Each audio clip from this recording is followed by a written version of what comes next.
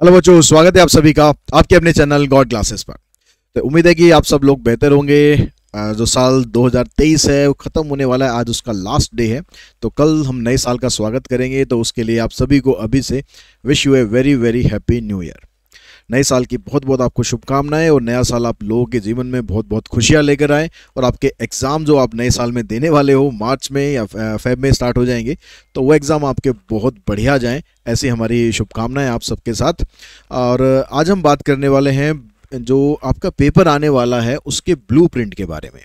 ठीक है, ब्लूप्रिंट का मतलब होता है कि भाई आपको थोड़ा सा आइडिया लग जाए कि क्या क्या जो चैप्टर्स हैं तो उनमें किस किस हिसाब से उनके जो क्वेश्चंस है वो आ सकते हैं। एमसीक्यूज में कौन से चैप्टर के क्वेश्चन आ सकते हैं, 1 मार्क में 2 मार्क्स में कौन से चैप्टर के आएंगे, या जो 5 मार्कर्स होते हैं, 4 मार्कर्स केस स्टडी होती हैं, तो उसमें किस चैप्टर की प्रिपरेशन आप लोग ज़्यादा करें कि आपके जो मार्क्स हैं आप समझ सकें कि भाई डिस्ट्रीब्यूशन ऑफ मार्क्स किस तरीके से होना है। ठीक है, तो अभी जो सिलेबस हमारे पास है उसमें जो पहला चैप्टर है नंबर्स क्वांटिफिकेशन, ये चैप्टर हमारे पास पहला और दूसरा मतलब यूनिट 1, जिसमें चैप्टर 1 और चैप्टर 2 दोनों इंक्लूड है, तो ये चैप्टर हमारे पास 11 मार्क्स का है। उसके बाद जो सेकंड यूनिट है मैट्रिसेस एंड डिटर्मिनेंट, उसके अंदर 2 चैप्टर आते हैं, तो ये 10 मार्क्स की है। उसके बाद जो यूनिट 3 है हमारे पास, यूनिट 3 है, इसके अंदर differential equation, application of derivative, integrals और डिफरेंशियल इक्वेशन, ये चारों चैप्टर इसी यूनिट के अंदर आते हैं। इसके जो टोटल मार्क्स हैं वो मार्क्स हैं इसके 15। ठीक है, इसके जो टोटल मार्क्स हैं ये है 15। तो इन दोनों के जो कंबाइंड मार्क्स हैं ये 15 मार्क्स हैं। ठीक है, ये यूनिट यहाँ पर 3 है। उसके बाद नेक्स्ट जो चैप्टर आपके पास प्रोबेबिलिटी है, उसके 10 मार्क्स हैं। और यूनिट 5 इन्फ्रेंशियल स्टेट्स, उसके 5 मार्क्स हैं। यूनिट 6 टाइम बेस्ड डाटा, उसके 6 मार्क्स हैं। और यूनिट 7 फाइनेंशियल मैथ्स, उसके 15 मार्क्स हैं। और उसके अलावा लास्ट जो यूनिट हमारी एलपीपी, वो 8 मार्क्स की यूनिट है। तो ये तो आपको जो डिस्ट्रीब्यूशन है इन्होंने सिलेबस के अकॉर्डिंग आपको ये दे रखा है।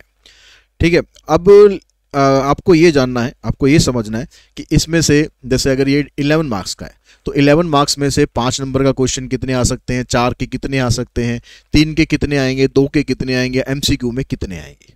तो ये सारी चीज़ समझने के लिए हमको एनालाइज करना पड़ेगा जो कि पीछे लास्ट ईयर जो पेपर हुआ था 2022-23 में, जो फुल फ्लैज पेपर था, उससे पहले जो पेपर हुआ था वो टर्म 1 में, टर्म 2 में ऐसे डिवाइड करके हुआ था। तो हम उस पर नहीं जाएंगे, हम पिछले साल का पेपर एनालाइज करेंगे कि पिछले साल किस तरह से डिस्ट्रीब्यूशन हुआ, उसके कंपार्टमेंट का जो पेपर था पिछले साल का उसमें डिस्ट्रीब्यूशन कैसे हुआ। और उसके बाद अगर हम इस साल का जो सैम्पल पेपर देखें जो सीबीएसई ने इशू किया है उसमें उसने किस तरीके से डिस्ट्रीब्यूशन दे रखा है, फिर जाके हम एक कंक्लूजन पर पहुंच सकते हैं कि हाँ लगभग इस चैप्टर से इस तरीके से आपके क्वेश्चंस बनेंगे। तो अब आगे कंटिन्यू करने से पहले एक चीज़ आप लोगों के साथ शेयर करना चाहता हूँ। आप लोग अगर क्लास 10th में हैं या फिर आपके छोटे भाई बहन क्लास 10th में हैं और बोर्ड एग्जाम की प्रिपरेशन कर रहे हैं, सिलेबस आपका कंप्लीट हो चुका है, अब आप एक सर्च कर रहे हैं कि ऐसा सैम्पल पेपर जिसकी हेल्प से आप बोर्ड एग्जाम की प्रिपरेशन अच्छे से कर सको। क्योंकि बोर्ड एग्जाम की प्रिपरेशन जब आपका सिलेबस कंप्लीट हो जाता है तो उसके बाद सैम्पल पेपर आपकी बहुत हेल्प करते हैं, क्योंकि आपको एक फॉर्मेट पूरा ऐसा मिलता है जैसे आप बोर्ड एग्जाम के अंदर एग्जाम देने वाले हो। कई बार ऐसा होता है कि हम चैप्टर वाइज तो प्रैक्टिस कर लेते हैं, लेकिन जब बोर्ड एग्जाम, जब एक इकट्ठा पेपर की बात आती है तो वहाँ पर हम टाइम मैनेजमेंट नहीं कर पाते, समझ नहीं पाते कि किस तरह से टाइमली पेपर को कंप्लीट करें। तो उसके लिए ज़रूरत होती है एक सैम्पल पेपर की, और एक अच्छे सैम्पल पेपर की जिसमें इस तरह के क्वेश्चंस डिज़ाइन किए गए हों जो आपके बोर्ड एग्जाम में आने वाले हो, ये नहीं कि आलतू फालतू के क्वेश्चन डाल दिए। तो ऐसे एक सैम्पल पेपर है ये एजुकाजॉन कंपनी का। तो इसके अंदर आपको सभी सब्जेक्ट्स के पेपर मिल जाएंगे, जैसे इंग्लिश लैंग्वेज और लिटरेचर का है तो सारे सैम्पल पेपर्स इनके अवेलेबल हैं हर सब्जेक्ट के।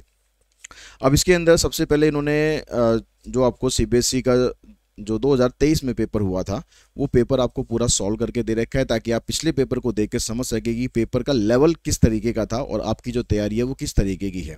इसके अलावा जो इस साल सीबीएसई ने सैम्पल पेपर इशू किया है वो भी इसके अंदर आपको मिलेगा। उसके अलावा आपको 10 प्रैक्टिस सैम्पल पेपर इसके अंदर और प्रोवाइड किए गए हैं ताकि आप अच्छे से अपनी प्रिपरेशन को कंप्लीट कर सकें। तो ये एजुकाजॉन का सैम्पल पेपर है, इसको आप परचेज करने के लिए डिस्क्रिप्शन बॉक्स में लिंक है, तो वहाँ पर जाके उस लिंक के थ्रू आप परचेज कर सकते हैं। रेट इसके रीजनेबल हैं। तो आप अपनी बोर्ड एग्जाम की जो प्रिपरेशन है उसको बूस्ट करने के लिए इन सैम्पल पेपर्स का सहारा ले सकते हैं, इनको आप यूज़ कर सकते हैं, क्योंकि सैम्पल पेपर तो मार्केट में बहुत है, बहुत सैम्पल पेपर हैं, लेकिन एक अच्छे सैम्पल पेपर की आपको रिक्वायरमेंट होती है जो आपकी बोर्ड एग्जाम की जो नीड है उसको फुलफिल कर सके। तो उसके लिए आपको डिस्क्रिप्शन बॉक्स में जाना है और वहाँ पर जाके जिस सब्जेक्ट का भी आपको सैम्पल पेपर चाहिए वो आप वहाँ से जाके परचेज कर सकते हैं। अब इसमें देखते हैं कि भाई कैसे कैसे डिस्ट्रीब्यूशन है। अगर हम बात करें 2022-23 की, यानी जो लास्ट ईयर एग्जाम हुआ था उसमें किस तरह से डिस्ट्रीब्यूशन हुआ था, तो जो पहली यूनिट है जो 10 मार्क्स की है अकॉर्डिंग टू सिलेबस, 10 मार्क्स की है, आपको ये 11 मार्क्स की दे रखी है, सॉरी 11 मार्क्स की ही है, 11 मार्क्स की है पहली यूनिट और वो 11 मार्क्स की ही दे रखी है। इसमें 4 MCQ आए थे, 2 क्वेश्चन 2 मार्कर में आए थे और 1 क्वेश्चन 3 मार्कर में आया था। यानी पहली यूनिट से ना तो 5 नंबर का कोई क्वेश्चन था ना 4 नंबर का कोई क्वेश्चन था। ठीक है, उसके बाद अगर हम सेकेंड यूनिट पे चलते हैं तो ये वैसे तो अकॉर्डिंग टू सिलेबस 10 मार्क्स की है, लेकिन यहाँ पर आपको ये 11 मार्क्स दे रखे हैं। अब इसमें 4 क्वेश्चन MCQ थे, 2 मार्कर है, 1 2 मार्कर है और 1 5 मार्कर क्वेश्चन है। उसके अलावा जो कैलकुलस था टोटल 15 मार्क्स का था, लेकिन अच्छी बात ये थी कैलकुलस आपको इसमें केवल 10 मार्क्स का दे रखा था। तो कैलकुलस में थोड़ा बच्चे परेशान रहते हैं, लेकिन यहाँ पर आपको 10 मार्क्स का दे रखा था। क्या 10 मार्क्स का ही आएगा, अभी आगे समझते हैं, अभी पूरी चीज़ देखो, ठीक है, पूरा सीन देखो, उसके बाद फिर कंक्लूजन पर आएंगे। तो यहाँ पर एक क्वेश्चन आपके पास MCQ में था, एक असर्शन रीजन का क्वेश्चन था, यानी 2 MCQ कह सकते हो आप, और एक 2 मार्कर में था और एक 3 मार्कर में था। जो इंटीग्रल वाला पोर्शन है, इंटीग्रल डिफरेंशियल इक्वेशन, जो आप लोगों को ज़्यादा टफ पड़ता है, उसमें से सिर्फ 3 MCQs थे, 3 में से 2 प्रॉपर MCQ थे और एक असर्शन एंड रीजन था। उसके बाद आते हैं प्रोबेबिलिटी पर। 10 मार्क्स बोला था, 10 मार्क्स ही दिया है, कोई दिक्कत नहीं है। एक MCQ था, एक 2 मार्कर है, एक 3 मार्कर है और एक 4 मार्कर, यानी केस स्टडी इसकी आई थी। इन्फ्रेंशियल स्टेट्स 5 मार्क्स का था, 5 में से आपको 2 MCQ दिए थे, एक 3 मार्कर दिया था, वे भी बिल्कुल ठीक है। टाइम बेस्ड डाटा 6 मार्क्स का था, तो 6 का ही दे रखा है, ये भी एक MCQ में था और एक 5 मार्कर में था। और फाइनेंशियल मैथ्स ये आपके पास 15 मार्क्स का था, लेकिन इसको 14 कर दिया इन्होंने, ठीक है, 14 मार्क्स कर दिया, तो 1 मार्क्स इसमें कम किया इन्होंने। तो यहाँ पर 2 MCQ दिए, एक 3 मार्कर दिया, एक 5 मार्कर दिया और एक केस स्टडी दी 4 मार्क्स में। और जो LPP था यहाँ पर बड़ा चेंज कर दिया था। यहाँ जो LPP आपके पास ये 8 मार्क्स की है, लेकिन यहाँ पर 13 मार्क्स यानी 5 नंबर इसके बढ़ा दिए।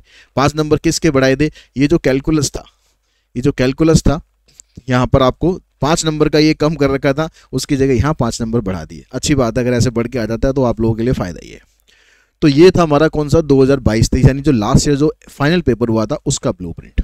ठीक है, अगर हम बात करें इसके कंपार्टमेंट की, क्या उसमें भी सेम पैटर्न था, क्या उसमें भी सेम पैटर्न था? ये देखिए, यहाँ पर जो पहली यूनिट थी 11 मार्क्स की, इन्होंने कर दी 12 मार्क्स की, यहाँ पर 1 मार्क्स बढ़ा दिया। 4 MCQ थे, एक 2 मार्कर था और 2 3 मार्कर थे। उसके बाद फिर मैट्रिक्स डिटरमिनेंट 10 मार्क्स का था, 10 का ही दे रखा है, ठीक दे रखा है। ये डिफरेंशियल इक्वेशन एंड AOD ये आपको 15 मार्क्स का दे दिया, प्लस इंटीग्रेशन भी ऐड कर दे तो 18 मार्क्स का कैलकुलस पकड़ा दिया। यानी फाइनल में 10 मार्क्स का कैलकुलस दे रहे हैं और कंपार्टमेंट में 18 मार्क्स का कैलकुलस दे रहे हैं, यानी कंपार्टमेंट वालों को ना और अच्छी तरह से निचोड़ दिया इन्होंने। ठीक है भैया, तुम पास हो नहीं सकते किसी भी कीमत पर, ठीक है, बड़ी मुश्किल से पास हुए होंगे कंपार्टमेंट वाले। तो यहाँ पर 18 मार्क्स का हो गया कैलकुलस। 10 मार्क्स की प्रोबेबिलिटी थी, ठीक है, 10 की ही दे रखी है। इन्फ्रेंशियल स्टेट्स 5 का था, यहाँ 4 का दे रखा है। और टाइम बेस्ड डाटा 6 का था, यहाँ 5 का दे रखा है। फाइनेंशियल मैथमेटिक्स 15 का, तो 15 का ही दे रखा है। LPP 6 मार्क्स की कर दी है, फाइनल पेपर में 13 की थी, कंपार्टमेंट में 6 मार्क्स की कर दी है। तो कैलकुलस में जो वेटेज है जो वहाँ पर कम करी थी वो यहाँ पर इन्होंने बढ़ा दी है। अब उसके बाद बात करते हैं जो इस साल इन्होंने सैम्पल पेपर इशू किया है। CBSE ने जो सैम्पल पेपर इशू किया है उसमें क्या कह रहे हैं, उसमें क्या चेंजेस कर रहे हैं या फिर सही तरीके से दे रहे हैं। चलो इसको भी देख लेते हैं। तो इसको अगर देखें तो देखो 10 मार्क्स, पहला जो यूनिट थी 11 की थी, इन्होंने 10 की दे रखी है, 1 नंबर यहाँ पर कम कर रखा है। ठीक है, मैट्रिक्स डिटरमिनेंट ठीक दे रखा है। और कैलकुलस 9 + 8 17 मार्क्स का कैलकुलस दे रखा है। यहाँ पर 15 मार्क्स का था, यहाँ पर 2 नंबर एक्स्ट्रा कर रखे हैं, 1 नंबर इसका कम कर दिया, इसके 2 बढ़ा दिए। प्रोबेबिलिटी 9 मार्क्स की थी, 10 मार्क्स की थी और ये 13 की दे रखी है, 4 नंबर यहाँ बढ़ा दिए। इन्फ्रेंशियल स्टेट्स 5 का था, 4 का दिया हुआ है। टाइम बेस्ड डाटा 6 का था, 6 का ही दिया हुआ है। फाइनेंशियल मैथमेटिक्स 15 का था, 12 का दिया हुआ है, 3 मार्क्स यहाँ कम कर दिए। और LPP 8 का था तो 8 ही कर दिया। तो अगर आप फाइनल कंक्लूजन पर एक आना चाहो तो बड़ा मुश्किल है भाई।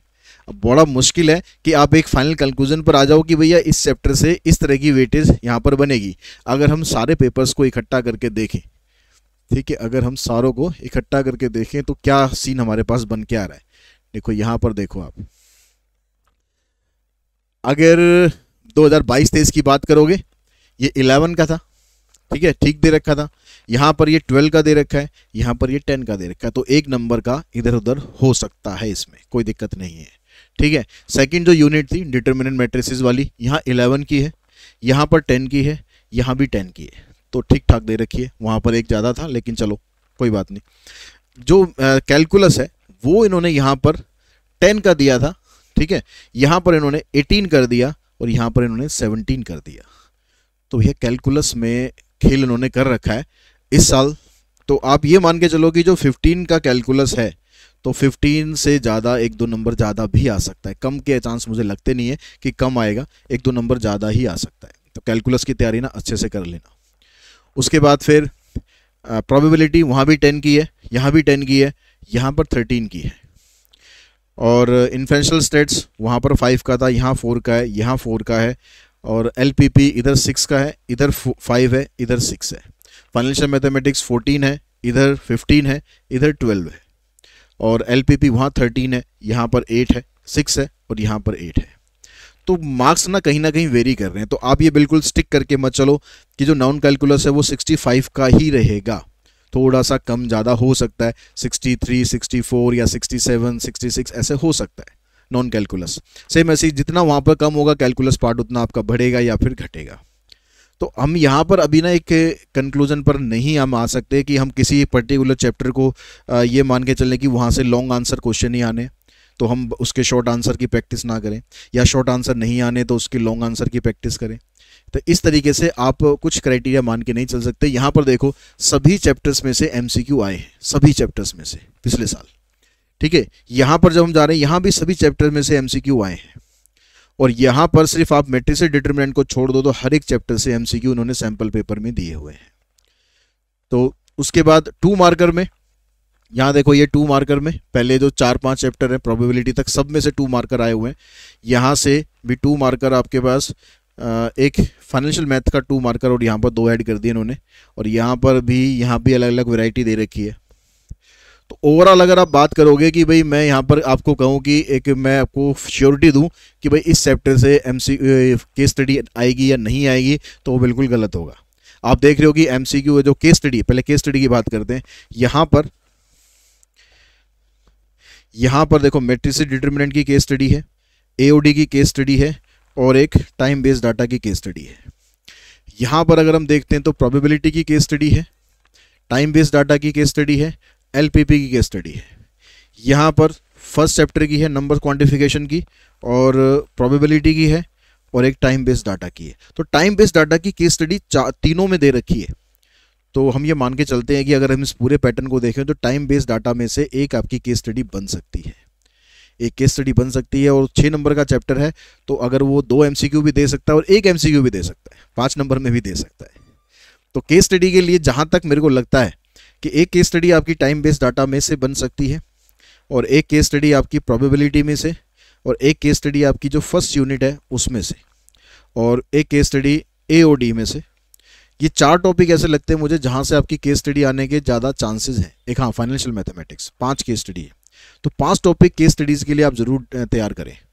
फाइनेंशियल मैथ्स, ठीक है, प्रोबेबिलिटी और AOD, टाइम बेस्ड डाटा और फर्स्ट यूनिट, यहाँ से केस स्टडी आने के पूरे चांसेस हैं। 5 मार्कर की जहाँ तक बात कर रहे हैं कि 5 मार्कर आपको यहाँ पर मैट्रिक्स डिटर्मिनेंट से दिया हुआ है, टाइम बेस्ड डाटा से है। अगर टाइम बेस्ड डाटा से केस स्टडी नहीं आई तो 5 मार्कर आएगा, इन दोनों में से एक चीज़ आएगी, ठीक है। फाइनेंशियल मैथमेटिक्स में से एक 5 मार्कर दे रखा है यहाँ पर, और एक LPP में से दे रखा है। तो LPP का भी केस ऐसा है कि या तो केस स्टडी आएगी या 5 मार्कर जरूर आएगा, ठीक। और इन्फ्रेंशियल स्टेट्स में से केस स्टडी आने का या 5 मार्कर आने का कोई चांस है नहीं। 5 मार्कर के लिए आप AOD को कर सकते हैं कि AOD आपकी केस 5 मार्कर में दे सकता है, ठीक है। नंबर क्वांटिफिकेशन जो फर्स्ट चैप्टर है उसमें से 5 मार्कर्स के चांसेस कम है, उसमें से कम है 5 मार्कर के चांसेस। तो 5 मार्कर आपके पास मोटा मोटा AOD में से आ सकता है, मैट्रिक्स डिटरमिनेंट में से आ सकता है, प्रोबेबिलिटी में से। और इन्फ्रेंशियल और टाइम बेस्ड डाटा का सीन ये है, और सॉरी टाइम बेस्ड डाटा और LPP का सीन ये है कि अगर 5 मार्कर आ गया तो केस स्टडी नहीं आएगी, केस स्टडी आ गया तो 5 मार्कर नहीं आएगा। और फाइनेंशियल मैथमेटिक्स में से दोनों आ सकते हैं, 5 मार्कर भी आ सकता है और केस स्टडी भी आ सकती है। तो आप किसी भी मतलब ऐसे एक तैयारी करके नहीं जा सकते कि आपको यहाँ से आपको बड़े बड़े क्वेश्चन कर लेने, इस चैप्टर में से छोटे आप छोड़ सकते हो या आप छोटे कर सकते हो, बड़े वाले छोड़ सकते हो, ऐसा कुछ नहीं है भैया। अपनी पूरी तैयारी करो, अच्छे से तैयारी करो, ठीक है। सैम्पल पेपर लगाओ जितने ज़्यादा आप लगा सकते हो, क्योंकि सैम्पल पेपर के अंदर आपको सब तरह के क्वेश्चंस मिलेंगे। 5 मार्कर वाले अलग अलग चैप्टर से मिलेंगे, केस स्टडीज़ वाले अलग अलग चैप्टर से मिलेंगे। तो जितने सैम्पल पेपर आप कर सकते हो अपनी बोर्ड एग्जाम की प्रिपरेशन के लिए, उतने सैम्पल पेपर अच्छे से कर लो। सैम्पल पेपर आपको गॉड क्लासेस का भी अवेलेबल है, गॉड क्लासेस ऐप के ऊपर जाएंगे या फिर आप वेबसाइट पे जाएंगे www.godclasses.in, तो वहाँ पर जाके आप क्वेश्चन बैंक और सैम्पल पेपर दोनों परचेज कर सकते हैं और अपने बोर्ड एग्जाम की जो प्रिपरेशन है उसको बहुत अच्छे से कर सकते हैं, ठीक है। अगर आप कोई और सैम्पल पेपर भी कर रहे हो कोई इशू नहीं है, लेकिन सैम्पल पेपर करो, कम से कम 10 से 15 सैम्पल पेपर आप लोगों को करने चाहिए, तब जाके आपकी बोर्ड एग्जाम की जो प्रिपरेशन है ना बहुत अच्छे से हो पाएगी। तो ये सारा कंक्लूजन देखने के बाद अब आप लोगों के दिमाग में एक चीज़ क्लियर होगी। बहुत से बच्चों को कमेंट आता है सर ब्लूप्रिंट बता दो। अब ब्लूप्रिंट मैं अब आपको श्योरिटी आपको मैं नहीं दे सकता कि इस चैप्टर से आप 5 मार्कर वाले क्वेश्चन कर लो, इस चैप्टर से आप केस स्टडी जरूर कर लो, जरूर आएगी, नहीं दे सकता। जो जो चांसेस थे मैंने आपके सारे आपको ना यहाँ फैक्ट के साथ रख दिया है कि यहाँ पर अभी CPSC कर क्या रहा है। अभी वो खुद श्योर नहीं है कि कहाँ से देगा, तो हमें क्या पता चलेगा अभी कहाँ से देगा। तो इसलिए हमें बहुत अच्छे से तैयारी कर लेनी है, आपकी हर एक चैप्टर की तैयारी करनी है, कुछ भी आपको छोड़ना नहीं है, कुछ भी छोड़ना नहीं है। अभी टाइम आप लोगों के पास बहुत टाइम है। और जो आपका फर्स्ट एग्जाम होगा इंग्लिश का, उसके बाद जब आपका एग्जाम होगा अप्लाइड मैथ्स का, तो उसमें भी आपके पास बहुत टाइम है, बहुत टाइम है, बहुत टाइम है। अगर आपने अभी तक भी स्टार्ट नहीं करा है ना भैया, कल से स्टार्ट कर दो, रेजोल्यूशन ले लो नए साल का 2024 का कि मेरे को दिन में कम से कम 2-2.5 घंटे मैथ्स पढ़ना ही पढ़ना है। इतना आप करने लग जाओगे अभी से तो भी आपके बहुत अच्छे नंबर आ जाएंगे। कोई ज़्यादा मुश्किल कोर्स नहीं है, ठीक है। सारी की सारी प्लेलिस्ट मैंने आपको अवेलेबल करा रखी है, सारी की सारी प्लेलिस्ट। आप यूट्यूब पर जाओगे गॉड क्लासेस में आप प्लेलिस्ट देखोगे तो सारी आपके पास अवेलेबल है। तो आप लोगों के लिए पूरी की पूरी प्लेलिस्ट अवेलेबल है। 2023-24 आप टाइप करोगे अप्लाइड मैथ्स क्लास 12 2023-24 पूरी प्लेलिस्ट आपके पास आ जाएगी। केस स्टडी की प्लेलिस्ट मैंने आपको दे रखी है। वन शॉट की सीरीज़ ऑलरेडी चल रही है। उसके बाद जो PYQs है वो भी मैं आपको कराऊंगा, टेंशन मत लो। इंपॉर्टेंट क्वेश्चंस की डिमांड आती है, इंपॉर्टेंट क्वेश्चन वो भी मैं आप लोगों को कराऊंगा, ज़रूर कराऊंगा, चिंता मत करो, ठीक है। तो मेरी तरफ से जो पूरा का पूरा कंटेंट है वो आप लोगों के पास अवेलेबल है। अब उस कंटेंट को आपको कैसे यूज़ करना है वो आपके ऊपर डिपेंड करता है, ठीक है। कितना यूज़ करना है, कैसे यूज़ करना है, वो आप लोगों का काम है। जितना ज़्यादा आपको मार्क्स लाने हैं उसके हिसाब से आपको प्रैक्टिस करनी है, ठीक है। हम लोग तो आपको एक बता सकते हैं कि आपको इस तरीके से करना चाहिए, आपके लिए कंटेंट भी प्रोवाइड कर रखा है सारा कुछ, लेकिन करना आप लोगों को है। मन में ठान लोगे तो ज़रूर कर पाओगे, ठीक है। चाहे अभी से स्टार्ट कर रहे हो, चाहे पहले से स्टार्ट कर रहे हो, अगर आपने सोच लिया कि हाँ मेरे को अच्छे मार्क्स लाने हैं तो अच्छे मार्क्स आप लेकर आओगे। आपकी जो सोच है वो आपका फ्यूचर डिसाइड करती है, ठीक है। अगर सोच पहले से नेगेटिव होगी तो सब कुछ नेगेटिव तो होना ही होना है। तो इसलिए कम से कम सोच को पॉजिटिव रखो और पॉजिटिव करने की कोशिश करो। जितना सोच रहे हो अगर उतना भी नहीं हुआ, उससे थोड़ा कम भी हुआ, कुछ तो पॉजिटिव होगा ना। तो पॉजिटिव सोच रख के हमेशा चलोगे तो अपना रेजोल्यूशन में और कुछ लो या ना लो, इतना ज़रूर रखना कि अपनी सोच को हमेशा पॉजिटिव रखना और पॉजिटिव काम करने की कोशिश करना और पॉजिटिव नज़रिए से करना, तो रिजल्ट भी आपको डेफिनेटली पॉजिटिव ज़रूर मिलेंगे। तो आज की इस वीडियो में हम यहीं पर फिनिश करते हैं। आई होप आपको सारी चीज़ें अच्छे से समझ में आ गई होंगी और आप लोग बिल्कुल परेशान नहीं होंगे कि क्या ब्लूप्रिंट आना है। अपना सब तैयारी करो, कुछ भी आने दो, कहीं से आने दो, क्वेश्चन देख लेंगे, ठीक है। All the best.